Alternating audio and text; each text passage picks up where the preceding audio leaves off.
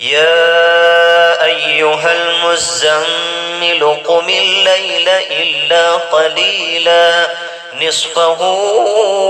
أو انقص منه قليلا أو زد عليه ورتل القرآن ترتيلا إنا سنلقي عليك قولا ثقيلا إن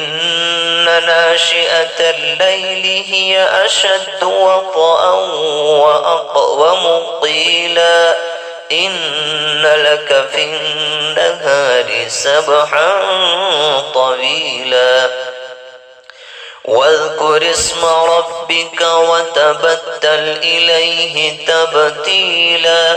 رب المشرق والمغرب لا إله إلا هو